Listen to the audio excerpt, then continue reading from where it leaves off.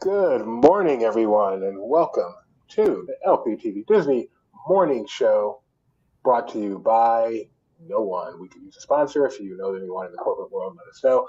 My name is Doobie Mosley, co-founder of Laughing Place here. Good friend over there is Kyle Burbank, managing editor. How you doing, Kyle?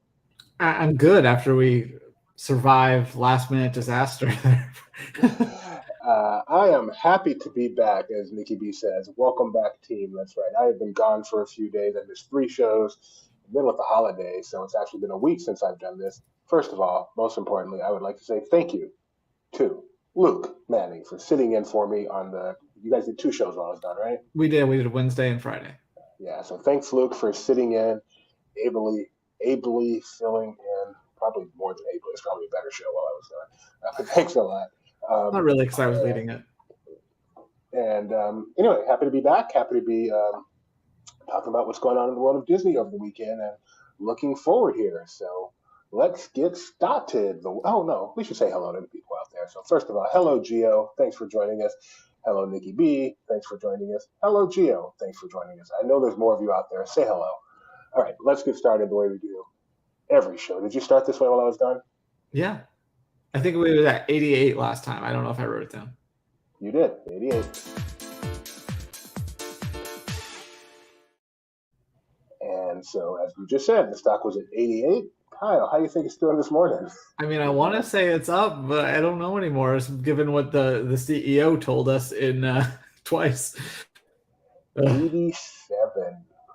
So, what is interesting about Disney stock right now, Kyle? Apparently, Netflix and Comcast are both worth more than the Walt Disney Company. Ouch. That is not the way it's supposed to be. That's painful. And this is after, as I'm sure we'll talk about, a good opening weekend.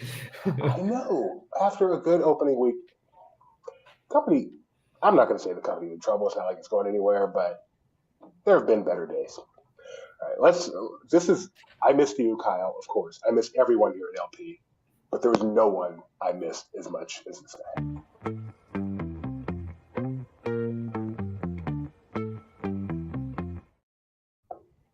Hello everyone, welcome to the LP Disney Weather Report. It feels so good to be back after a super long weekend.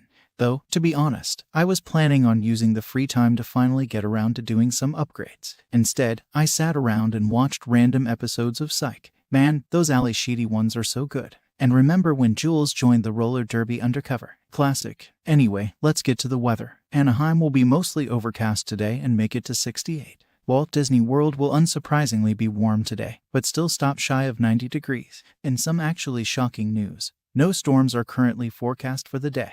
That's not the case at Castaway Cay, where isolated thunderstorms will be possible in the early afternoon.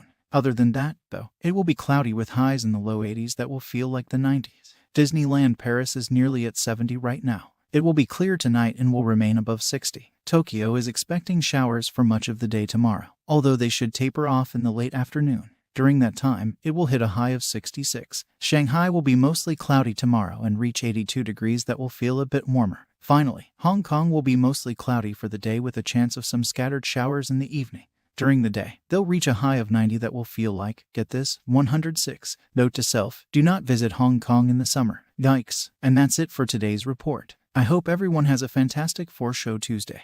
With a DLR walk and talk coming up at 11, Barely Necessities at 4, and Disney Trivia Live at 7:30. All times are Pacific, by the way. See you all tomorrow. Nice promo. Nice promo, Ethan. Psych, huh? That's what Ethan's been doing, is watching Psych. I guess so, yeah. Maybe I saw that there was a Peacock deal for like $20 for a year, so maybe he did that, and that's why he's just been watching Psych. I like the Ali Sheedy episodes, but when Kurt Smith is on Psych, that's like a whole new level. All right. Where do we begin? So, Kyle. Yes, Ethan works in the promo department now. Thank you, Ethan. Saves me a lot of work. May 26th, I was very busy on Friday. I was not able to sit at Disney Plus and see what got taken off. So all I saw was nothing had been taken off when I was looking. So help me out. What exactly is going on with Disney Plus and removal of shows? Where are we right now? They removed everything, or not everything. They removed the things that we knew they were going to remove, plus some more. So they announced it as the 26th, but I guess it was the end of day 26, one of those weird bits. So everything was really removed on the 27th. A lot of it we knew about. I was trying to look for any surprises, and to do that, I went through the LP archives back in like late 2019 and early 2020 to kind of see what was released and then see if it was still there. And I'm like, oh, okay, apparently the Society of Second Born Royals gets to make the cut. But then shows like Pop Culture that I actually watched are gone. And yeah, we knew about Harmonia. There's a few other surprises also on the Hulu side. I didn't realize Runaways was going away, the Marvel show there. That was disappointing to me. And also even the Freeform show, Motherland Fort Salem, was removed, and that was one that Becca enjoyed. She recapped it last season, so that was another unwelcome surprise. Yeah, unfortunately, there's not a good way to go through and see everything that was removed. And I will say, I was just mentioning Peacock. They have an ad that we got served while we were watching the service, and it was like a promo for stuff that was leaving the platform. And I'm like, wow, imagine if Disney could do something like that. Like, tell us what sort of things they're taking off the platform so we can watch them. Was there anything that we knew was leaving that it turned out didn't go? I mean, we already knew that they decided to backtrack on Howard. Right. I thought More Than Robots was supposed to leave. That one, I think, was still there when I checked. But again, these lists were so scattershot. And I think they were based on things that have been transmitted to like foreign, the different markets around the world. So yeah, it's all very confusing, and putting together a full list is not easy. I discovered shows I never knew existed while finding out they were leaving. I was a little disappointed. I keep searching Willow to see if it left. And I see, Willow comes up. It's still there. I'm realizing that's the movie. Yeah. Okay. But the movie's still there. Yay. Wow, it really happened. And Disney is now worth less than Comcast and Netflix. So I think it's those Peacock now leaving commercials that have pushed Comcast up and pulled. You know what it is? It's not that Disney removed the shows, because that theoretically is good for the bottom line and the future stock price. It's that Disney is treating their fans like garbage, and even investors know Disney's difference is customer service. And so when Disney is doing crap customer service by treating their fans like garbage this way, the investors know the end is near. This does not necessarily represent the sentiment of all laughing. Well, it was funny when I was looking, like I said, I was looking in the archives, and I remembered that Marvel Storyboards was a show that was supposed to go to Disney Plus and then got moved to YouTube. Well, by moving to YouTube, it still exists. Whereas other shows, that seemed like a good move at the time, like Artemis Fowl was supposed to go to theaters, and then it kept getting pushed back. And they're like, okay, fine, we'll just put it on Disney Plus. It seemed like a great thing at the time, except now it no longer exists in the world. Whereas if it had opened in theaters, then it would be on, home movie. I know, DVD and stuff. Soul opened on Disney Plus too. Did they remove that from Disney Plus? Which one? Soul? I don't think so. No, they didn't. That would be very disappointing. And that does have a home release and everything, I believe. Okay, on to some good news for the Disney bottom line, and that is the Buffalo opening of the Little Mermaid. First, before we get to the actual numbers, you predicted 120 for a 4-day opening, 120 million. I said cheapo and went to 130. Turns out they had a great opening, and yet we were both over. So how did Little Mermaid do this opening weekend? Well, it's projected. I think the numbers coming out yesterday was 117.5. We'll get the actual ones probably later today if it's not out already. But yeah, pretty good for a 4-day. Pretty good. Let me go to this real quick. My wife says, I know you're joking, but it's sad to see a company known for their customer service has such a lack of communication. I am only joking in the sense that that's why their stock is down. I am not joking in that they really have treated their guests poorly, both in terms of removing these shows with no other way to watch them and not even communicating that they're removing these shows. That's someday I will have us sit down with Bob Iger and he'll explain to me why this makes sense. Right now, I do not understand. All right, so it opened up at, I'm sorry, Kyle, say again? 117.5. 117.5. And this is what. So, have you seen the final numbers? Because when I looked at Deadline's article from yesterday, they said that's Disney's estimate, but their opponents, other studios think it's going to be even a little bit higher than that. Have final Monday numbers come in? Not that I've seen yet. Yeah, those usually take a bit, and they're always Disney estimate. It's always the studio estimates. Right. So other studios think it may get up to actually 119, which is one of the highest Memorial Day opening weekends ever. Congratulations to The Little Mermaid. I thought it would do really, really well, so I'm happy that I was right about that. Yeah, the 5th best Memorial Day weekend opening ever. I'm trying to see what its Rotten Tomatoes ended up at. It should be easier than this, but I'm not good. Oh, only 68%. So, and then its audience score though was 95%, which is probably why it's. People seem to be really happy with this movie. Have you seen it yet? No, I don't plan on seeing it in theaters, but I've heard good things. Luke, I think, said it was his favorite live action remake so far. Okay, that's saying something. I mean, most people, I don't know anyone that likes them all, but most people have one or two that really hit with them. For me, it was Aladdin. I love Aladdin. So I have not seen it. I would like to see it in theaters if I get the chance. I don't know if I will, but I think I would. I want the full experience. I know the characters have come to the park that on Friday. You guys covered that, but I missed that show. What can you tell me about that experience? Yeah, so now it's she is at Walt Disney Disney's Hollywood Studios at the Walt Disney Presents attraction. There's a new meet and greet area there with a nice backdrop, a screen that's a backdrop, and so on the video you can kind of see like the way that it looks like when a camera's on it. And then at Disneyland, she's meeting in the Small World Promenade. And there's a little backdrop there. And then at Walt Disney Studios Park in Disneyland Paris, there's not so much a meet and greet. It's more of like a little show and performance that they have set up for her there. Sorry, I'm having a technical issue on my end. Kyle, vamp for a moment. Yeah, so been well received. Long line. I think Mike waited in like an hour-long wait or more to meet her at Disneyland on Friday. Jeremiah, I think, got there really early, so he didn't have to wait too long, but the wait was posted at an hour. This is the Walt Disney World one at Hollywood Studios. And yeah, you can see that screen there is the backdrop is a screen. But yeah, I think this is a nice setup. And he said that they moved it like it was only a Monsters meet and greet not too long ago, so that they transformed it very quickly. But it looks cool. Pretty nice, and they have some like little not props from the film, but props that have a couple of Easter eggs and things like that. Like I think Mike in the Disneyland queue spotted a Holy Grail from Indiana Jones. So yeah, just some like little things like this that are kind of fun. I was going to say from Monty Python.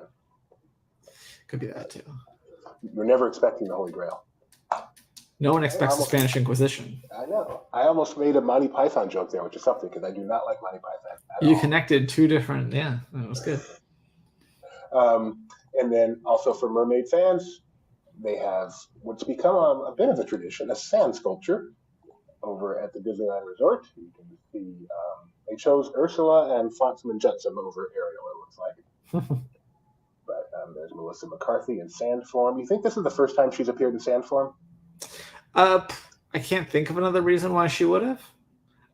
I hope Pandora's fully paying for this, because if they're spending money on sand sculptures instead of letting us watch some of these shows, I'm going to be mad. All right. Or maybe let Pandora sponsor it. I'm fine with the Mysterious Benedict Society sponsored by Pandora. Which Pandora is this? Is this the jewelry company? This is the jewelry company. Not the land, not the music service. No. This is the jewelry. And not the generic box. Not the generic box. No, not the mythical box. No. That predates them all. So this company, the movies come out fast and furious. We had Guardians and then... No, that also came out last week. What did? Fast and Furious. Thankfully, it's not a Disney movie. So we had Guardians come out, and then as soon as that comes out, it's time to start hyping Little Mermaid like crazy.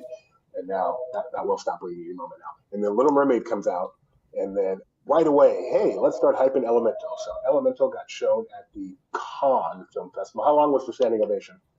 I think I saw a 6 minute, and then I saw a 5+, and then this one was said it was 5 minutes. So it was a great reception, whereas the indie one was tepid, and people were talking about boredom in French. It makes no sense. What matters is the actual tweets, and the tweets of people seem to, and even those don't really matter, but people seem to like it. But this one is glowing. Yeah, I am surprised at how positive some of these tweets are because the Indiana Jones tweets were tepid, and these are positive. Elemento, this is from Next Best Picture. Elemento is not only one of the better Pixar films in recent memory, but one of their best overall. This clever and emotional love story will warm your heart and make you cry, a moving tribute to immigrant parents with gorgeous animation. Thomas Newman's soothing score is magnificent. So is it a moving tribute to immigrant parents with gorgeous animation, or is it a moving tribute to immigrant parents with gorgeous animation? I'm going to guess it's the latter. Okay, punctuation is key. Another one from the Adam Review, Elemental Review, pure magic, charming, funny, and poignant. That's a hard word for me. Sorry, Toy Story, Ghibli, Spider-Verse, etc. A new animation king has arrived with arousing visuals that'll have you steamy and creamy. This isn't just another cartoon.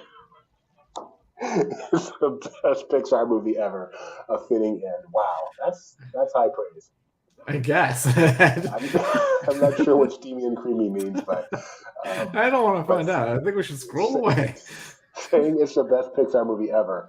That is some high praise. I'm now very excited for Tony to see this movie. It did have some detractors. That's not one of them, so let's keep going. People that think they've done this before.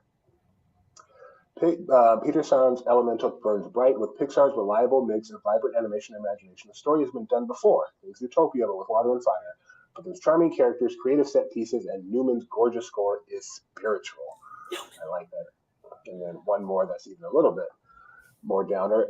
Elemental feels like a dupe of Zootopia, borrowing too much from the Disney hit. The messaging is very heavy-handed. Its co-opting of a general immigrant story feels clumsy.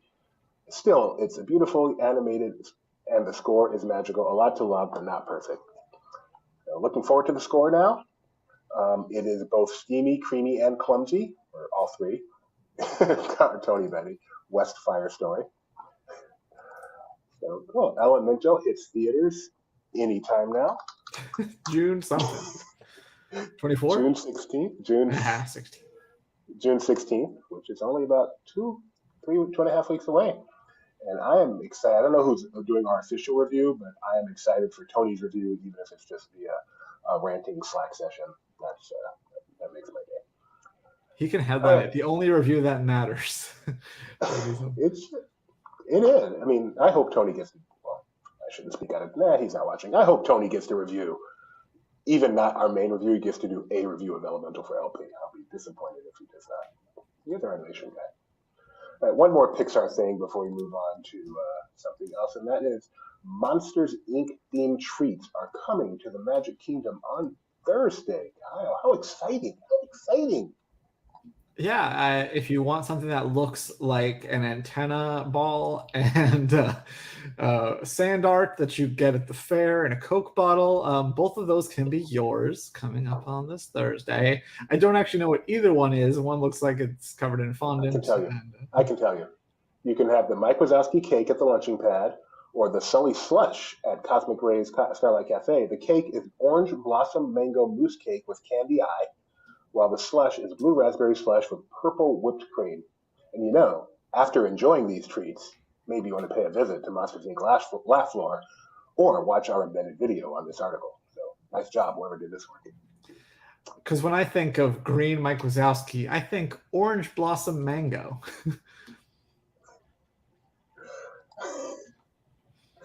That would be our Kyle.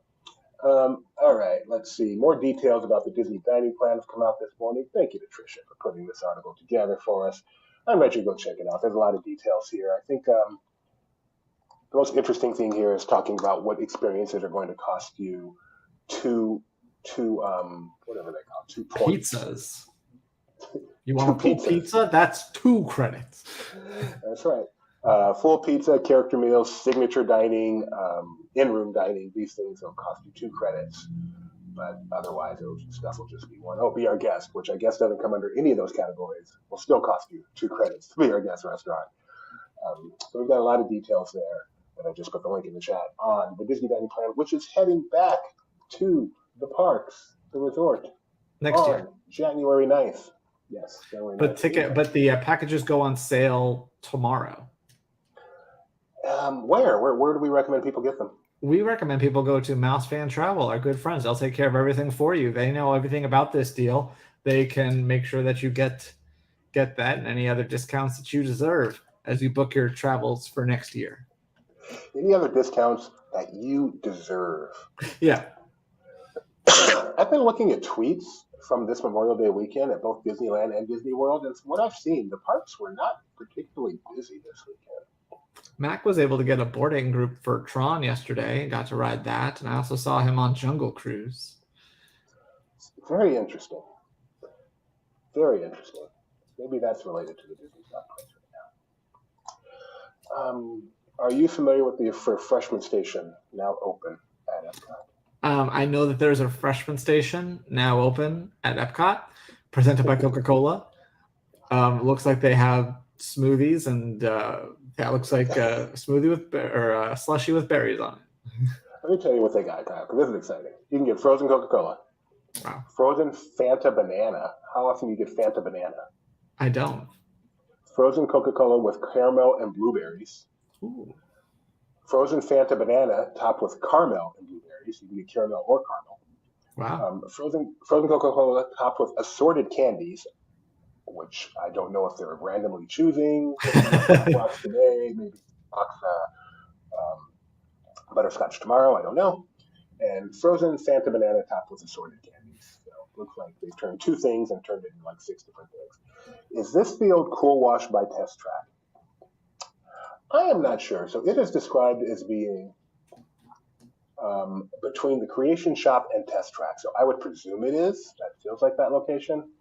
I don't think we've gotten someone over there to say for 100% sure. Maybe if one of our Disney World people's watching. Oh, wait, that's what Tony is. They can tell us for sure. Gio said it's too heavy in the banana. Banana. They have to get a head start on the banana before Universal just fully does that. We are very nimble here at Laughing Place. So since you mentioned Minions and Nods, let's take a look here at this, which is Minion Land, has its new sign over at, or marquee at Universal Studios. So this Florida. Is Minion Land on Illumination Drive or something like that. Yeah, it's located just in front of the new Illumination VillainCon Minion Blast attraction near the Betty Boop store. And 22 of your favorite minions can be found climbing around marquee, even an evil minion. Let's get it. I didn't know I had more than 2 favorite minions. 22 different ones. That are there really? Tell me the difference between those 2 on each side. Tell me. Well, one of them's an evil minion. They've told us that. Whoever next to Universal Forest, the one with the purple hair. Whoever next to Universal Forest, we want an individual picture of every single one of the 22 minions, so we can do some diagnosis here. Analysis, that's a better way to diagnosis. So let's see, we got that, Danny Cran, Oh, I'm sad Matt wasn't available this morning. I would have loved to have known his reaction when he read this. Free beer. Free beer returning to Busch Gardens, Tampa Bay, and SeaWorld Orlando this summer. Wow, Tony. Someone edit Tony. Yeah, free beer. This is a thing that they do. You get little samples of beer. I mean, it's Anheuser-Busch beer. No, I think they have some good stuff. It's 7 ounces. That's not a lid. It's not like a thimble. Right. 7 ounces. All guests over the age of 21, you can get one, and through July 20th. So basically, it's like the Tortilla Factory tour, but with beer. Which is something. I remember that at SeaWorld. And SeaWorld used to have free beer in Florida. You could just go to the pavilion there. I mean, I don't drink, but I'd see other people do it. You go to the pavilion and just get your free beer. Free alcohol is not an everyday occurrence. No, I mean, even if they had free soft, like I that's the thing. I wish that they do also get 7 ounce free Coke if you're under 21, because that would be a thing you should do.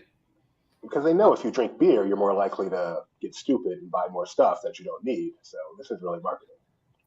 Well, if I drink soda, I'll get hyper, and I don't know.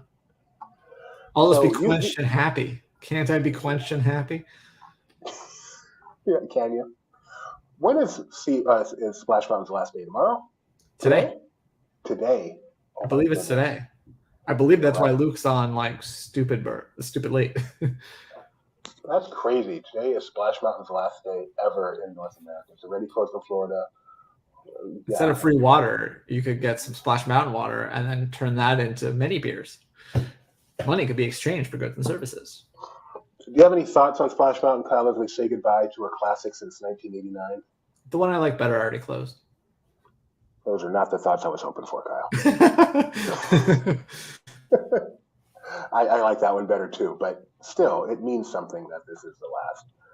Wow, except for Tokyo.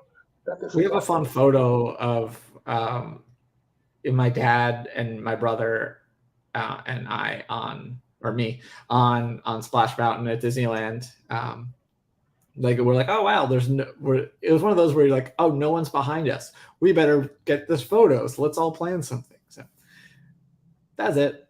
So we have that photo somewhere. I want to check out the wait time over there right now at Splash Mountain at Disneyland. It is currently only 30 minutes. And Genie Plus return at 6:40. So not bad. What's the weather like over there? It's cold, 62 degrees. So yeah. Last ride, really cold winds. Those are Gio's thoughts. Well, it also probably just opened. Well, I guess a couple hours. What other park? Time's it open? 8 or 9? It opened at 8 today. Okay. So it's been open for an hour and a half. Plus, everyone wants to be the last to ride it, so you can't go right again at 9:30 in the morning. Come on, no, I gotta. Well, after you. My favorite Splash Mountain memory. I think I was still dating Rebecca. I don't even think we were married yet. And her brother, much younger than her, was 6 years old at the time, terrified of going on Splash Mountain, but he decided to brave it and go on it. And just before we went up the lift hill, I turned around and took a picture, and it's just him with this utter look of terror on his face. But then he loved it, right? No, I don't think I'm not sure he's written it again. So this utter look of terror on his face, and I can see that picture in my mind. I think with Rebecca sitting behind him. That's my favorite memory of Splash Mountain, terrifying a 6-year-old. Wow, it's just hard to believe. I didn't realize until this moment that it was today. All right. Anything else I missed, Kyle? You've been paying attention more than me. I've been gone. I did want to mention, if you can pull up, Bill wrote a great article for us. We've been talking a little bit about Muppets Mayhem, which I did finish over the weekend. Really? But he put together an article for us, looking at some of the Easter eggs and references that he caught during the show. And so yeah, that's a good read. And then also Bill Beretta's brother, Gene Beretta, tweeted at us to let us know of one that he submitted. So we added that one where I guess in one of the episodes he's talking about dentures and he calls them Eugene. He said that's at least the 4th character that his brother is named after him. That is way cool. That must have made Bill's day. What did you think of Mayhem? Did you enjoy it? I did. I think like last time we talked, I watched a couple episodes and those episodes were fun, but I had a couple minor issues with them. I thought that it really hit its stride, like probably 4 through 8, and then 9 and 10 was it was a fine finale, but they weren't my favorite. So I think but those middle episodes are really strong. I think 7 was my absolute favorite. I was just. I thought it was hilarious having watched Get Back. The references to that were hilarious, as well as like some of the best celebrity cameos. And I didn't look at the full list of who was going to be in the show, so there was some nice surprises. There's one I'm curious what you thought. There's only one episode I did not like. Okay, it happens to be my wife's favorite. So the marshmallow one. What you thought of the marshmallow episode? I thought it was okay. It was okay. I liked parts of it. But yeah, I still think that was one of the stronger episodes overall. But, it's one of those things that's done a lot, but I thought they did it decently. So there's a community episode that's actually kind of similar, and it's one of the least liked because it was they used puppets and it just seemed like a real gimmick. But watching that episode in hindsight, like watching it again, it's really like moved up my list. Like I don't think it's nearly as bad as people say, but I still think that the trip conceit is stupid. But I think in that episode and in this episode, it gets to a place where that makes it worth it almost, even if I'm like, oh, this is so cliche and I don't like that usually as far as like, people hallucinating and stuff. I think it's in movies and stuff. I'm always like, oh, we're doing this. This is stupid. Thank you. So you're on my side. So we're right. I'm somewhere in the middle, but yes, I think I can see why you don't like it. I can also see why Rebecca does like it. And that's nothing to do with you too. I'm saying the episode just has those sort of elements that you're on board or you're not. Speaking of elements, don't forget Elemento opens June 19th. 16th, I think you said. 16th. Apparently do forget. Let's do this.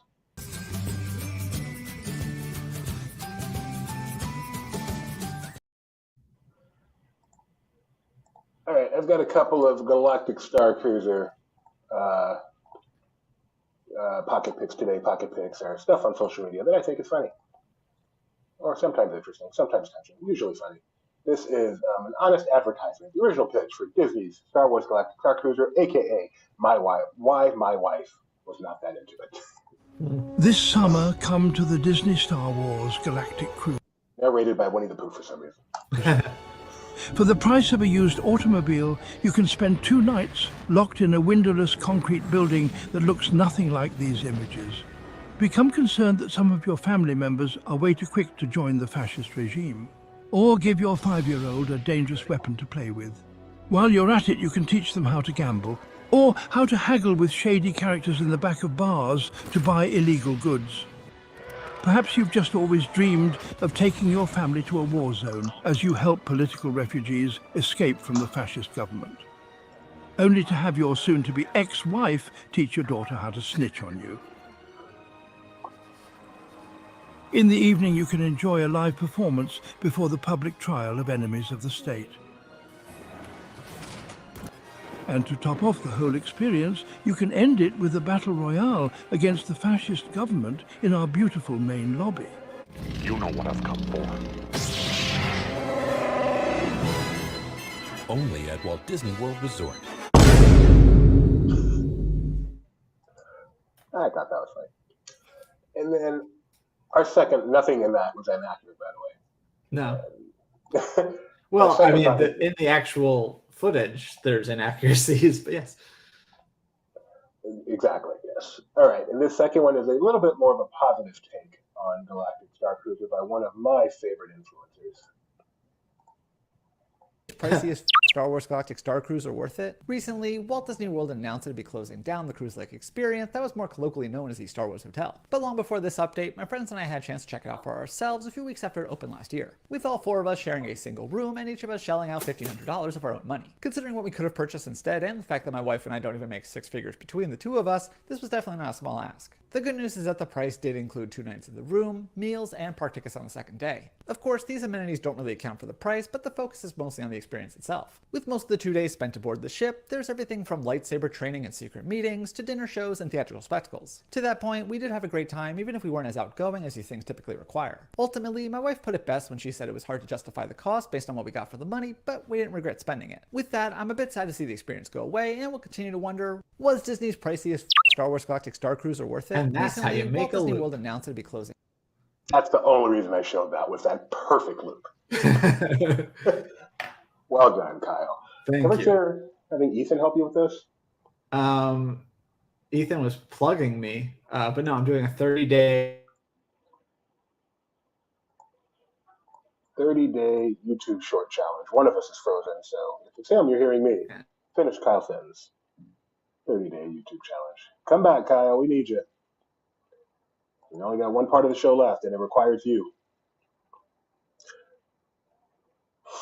We are going to do this day in Disney history. Kyle is frozen. I'm going to continue without him, and hopefully he will join us. Isn't that it?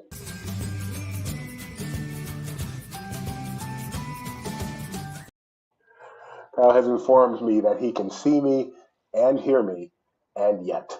So hopefully he comes back. Okay, he's back. Or he's not back. All right, Kyle. Kyle, you work on yourself for a while. Spend a little time, a little me time for some self-improvement. I'll just go on to this day in Disney history without you. When you return, we'll get to it.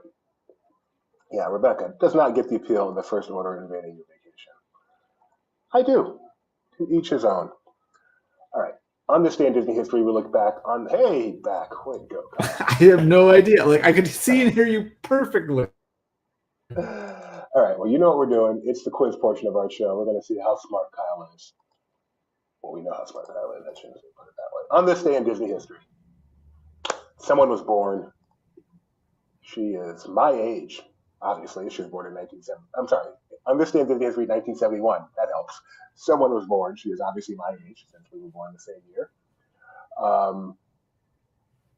Great actress, mostly on in theater, but she has a Disney voice credit that will go down forever, and is also among John Travolta's favorite actresses. Oh, Idina Menzel.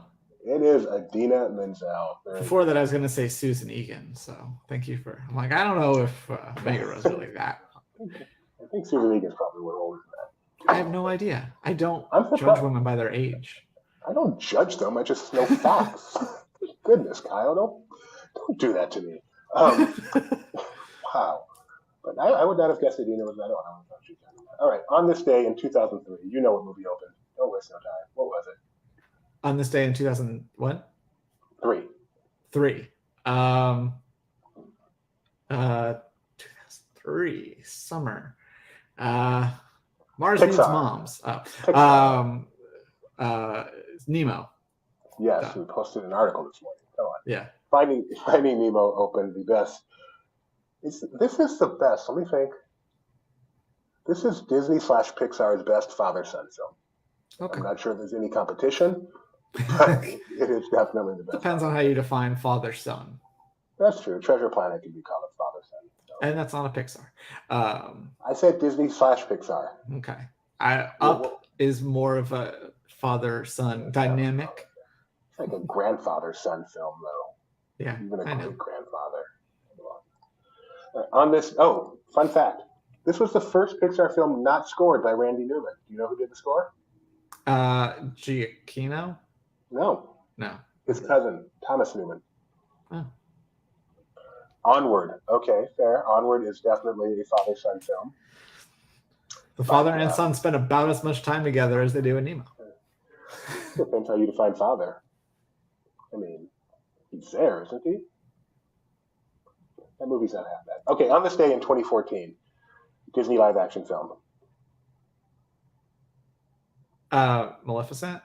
Wow, how'd you do that? I'm just putting myself where I was in 2014 and guessing which live-action movie that would be. That's crazy. I have no idea you did that. This movie is not good. No, it's boring. But its sequel is actually quite good. That's what I've heard from you. And at first I heard it from Benji, but he went to the press junket, and that always kind of taints you because you're like, oh, they worked so hard on it. I must have liked it. Right. Nope. This is from me, who did not go to the press junket, and the sequel, which I watched skeptically, I did not expect to like it, turned out to be really, really good. On this day in 2019, what was dedicated? What was dedicated in 2019? Or I'll put it, what had its opening ceremonies? Before really putting it. Was it Tower of Terror or Mission Breakout? No, it was not. 20. Oh, yeah, that would have been earlier than 2019. 2019, something open. No, that was not in May. How can I give you a hint? I don't know.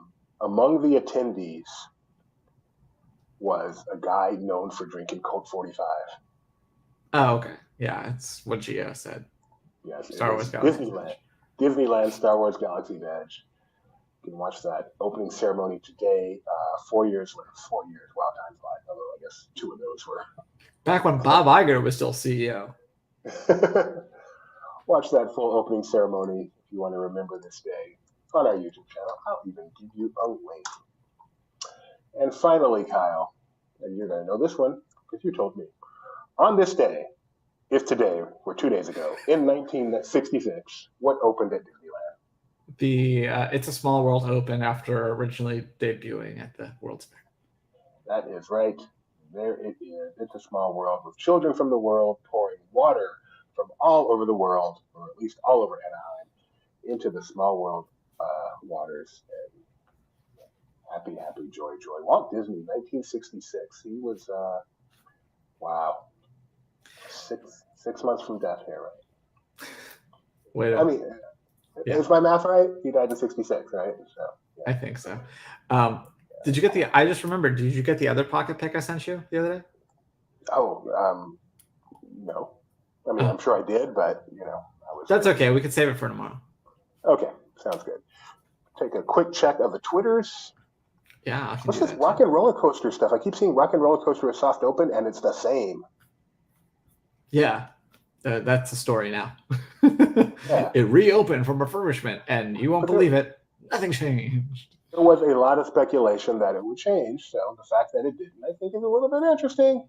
Well, I don't think it's... I think at a certain point when you're like, okay, it's opening next week, I guess nothing's happening because we haven't heard anything.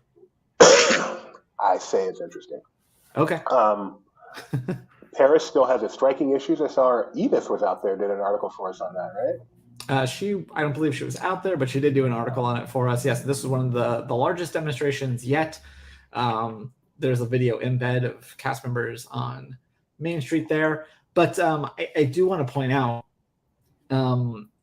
they're strikes, but they're different than I think we in America think of strikes. These are more like demonstrations, so like walkouts more than a strike like the WGA, where we're like, okay, they're not coming back to work until this happens. These are more like pop-up demonstrations. Does that make sense? Do you think of strike as being like a long-term thing and not just You go on strike until things are resolved, and then you go off strike. It's not like, hey, we're going to strike today, and then we'll strike again on Friday. Yeah, no, this is more like that. So this is like a demonstration that they had today. So some of the things were impacted during the day, but then kind of resumed in the evening and won't affect tomorrow, and maybe it'll affect next week. So yeah, kind of like these pop-up strikes and demonstrations. This is crazy. The park is open. This is Main Street, and wow, that's crazy. Anyway, anything else, Kyle, before we say goodbye? Not seeing anything just yet. You could stream Cruel Summer Season 2 on Hulu on June 6th. Yeah. We'll be looking forward to those final numbers. I hope Mermaid makes an extra $2.5 million, so I can be correct.